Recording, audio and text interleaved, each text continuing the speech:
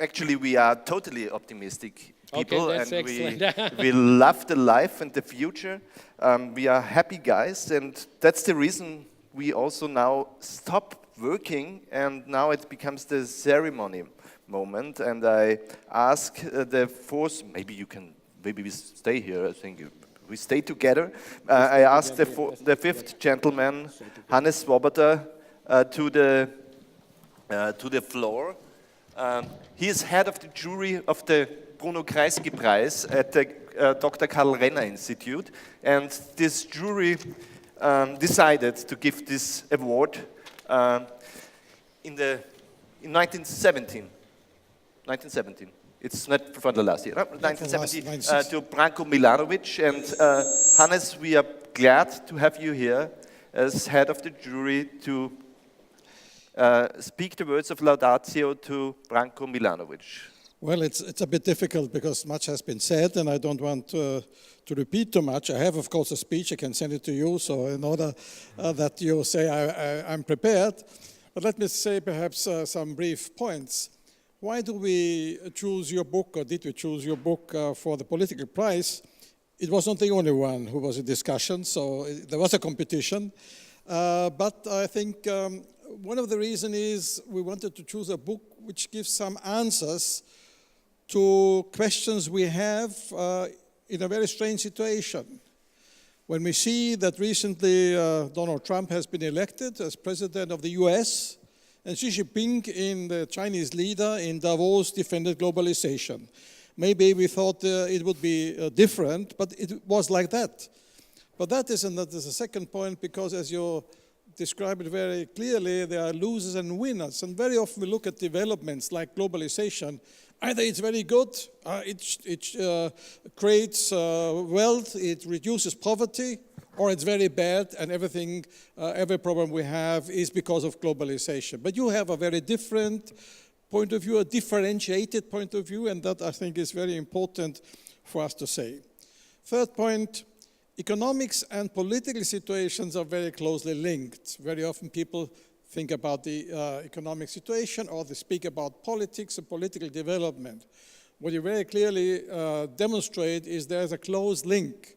Many things have been discussed. Also the question of plutocracy and populism has been discussed, and I also of the opinion that we will have to see a very strange combination by Donald Trump and his team. We will see once perhaps more leaning to plutocracy, on the other hand more leaning to populism, but it will be interesting, unfortunately, to see how he will manage to solve or to deliver to both constituencies, those who voted for him in majority, and those, of course, who expect from him some economic benefits.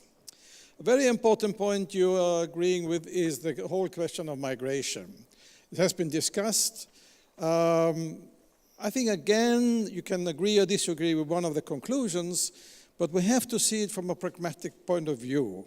If you only see it perhaps from a humanistic point of view on the one hand, or an economic view, or only view from the countries where people are going to, or the countries people are coming from, we have to see both on both elements. The difficulty, of course, is that at different time you have different necessities. Sometimes Austria, Europe needs more migration, sometimes less. Sometimes we get a lot of refugees coming in, and then you have perhaps a competition between refugees, asylum seekers on the one hand, and then migrants on the other hand. Also, the question of the pull factors was mentioned. What can you do to improve the situation? When we know what you write in your book, that improving the economic situation in some of the African countries, for example, may even increase in the first stage some of the migration, because the means are better here, and information, but also money-wise. So these questions are very difficult. Now, you said you will perhaps write a book about financial capitalism. Maybe one of the next could be also about migration in more depth, because I think what you write is very, very interesting and deserves a further elaboration. The fifth point, I think education is another reason why we dedicate the prize to you, because your insistence on education. I think it is nearly impossible to think how we in Europe still, or even in Austria, accept that so much of the immediate environment of children determine their future life and their future income. I think that you make it very clear that education has an enormous impact on the citizens and their chances in the economic and social world. And therefore, education has to be promoted. If we think how much resistance we still have, for example, in Austria, against a real educational reform, giving also those who are in not so well to do families a chance. And if we see with migration and refugees that this problem is even more important today than maybe some years ago, I think, again, this book makes a very good contribution. So overall, what we're always looking for is, of course, somebody who is representing the political economy, who is combining the political effects and the economic effects and sees to the different sources of development and the influence of the economic situation on the political decisions and the other way around. And that is, I think, excellent and in your book, and therefore, thank you very much, and therefore also the award. So the last 2 points may be a bit strange, no easy answers. So we award also the prize to you because it's not a book with easy answers to say, well, I know everything. Just do that and then things will be solved. As you said yourself several times tonight, it's easier to put questions than to deliver answers. But the questions are important. If you don't have the right questions, you cannot even try to find the right answers. And the questions you put in your book are very important. And it's not that, that's the difference to the populists who have always an easy answer, but very often also to the wrong questions. You do it the other way around, and that is very important to have that kind of discussions, because the issues you raise, income inequality, migration, globalization, they are the issues which are broadly discussed, and you show the connectedness between the different elements. You show also that there are no easy answers. But the last point, even if there are no easy answers, there is necessity to act and to do something. So some people say there are no easy answers, but that's life. No, you don't say that. There are no easy answers, but there are some answers, and there are some action you must take. So when Ronald Reagan said, government is not the solution but the problem, you don't say government is the solution, but you say government and government action and political action is part of the solution, and you have to do something on education, on migration, on income inequality, on the question of taxation.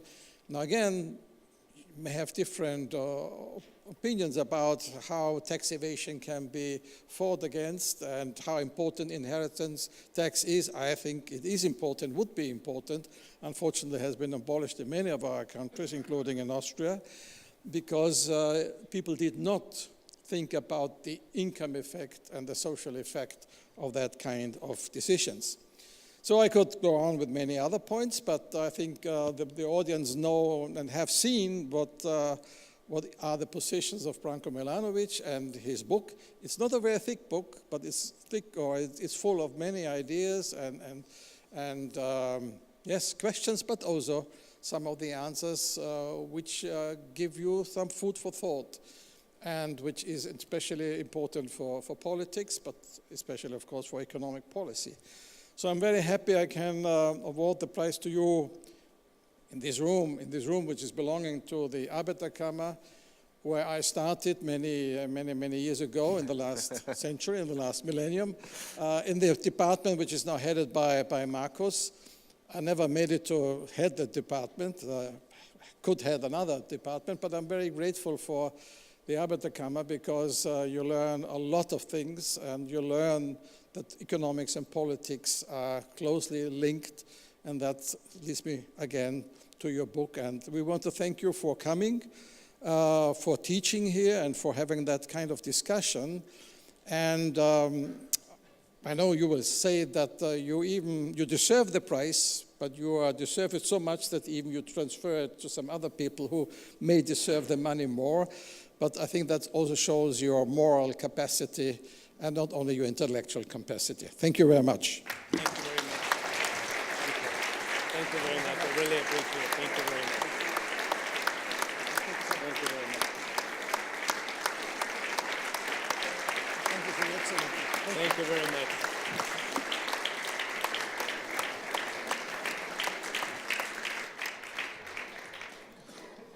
Well, thank you so much. I would try to be very brief because I know that it's late, and I would say that my sort of gratitude and honor is maybe inversely proportional to the length of my sort of speech now. So of course, I was really deeply honored and delighted when I heard the news. I was particularly delighted because I remember when I was a teenager growing up in Yugoslavia that Bruno Kreisky was visiting the country and was actually known quite well with people that I had in mind when I mentioned a few minutes ago, like Willy Brandt, then Olof Palme and others, who are really transformative leaders and whose importance actually, it seems to me now, when they're gone, seems even greater than during their lifetime because we are now in a situation with new challenges, new issues, and we are really in search of leaders like that. So I was very deeply honored to have received the prize, and I'm very happy that you found the book, actually your description of the book and also the commentators' descriptions of the book are very elogious, maybe even more than the book itself deserves, but I'm very happy. As I said, I'm thankful for your decision to give me the prize. So thank you very much again, and thank you to everybody for having stayed until now. Thank you very much.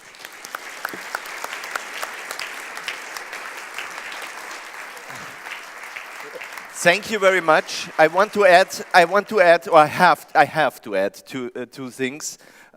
One thing Branko Milanovic didn't say by himself, he gives the money for the prize to an initiative which is called Viel mehr für alle. It's an initiative which supports especially learning for people who needs it most, especially migrants, refugees, but also other young people, and not only young people who need it most. One important project maybe is Café Prosa of this initiative, and they are also here. They are standing in front of this room, I think, and you can also contribute some more money to them and get informed there.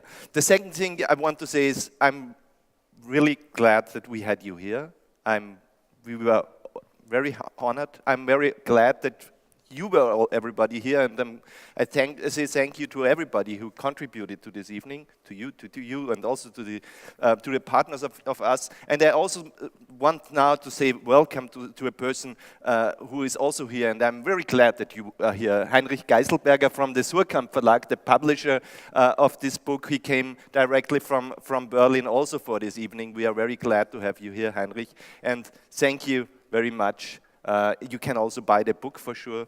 Branko might be signing the one or the other. Thank you very much to be here, and yes, kommen Sie gut nach Hause. Wiedersehen.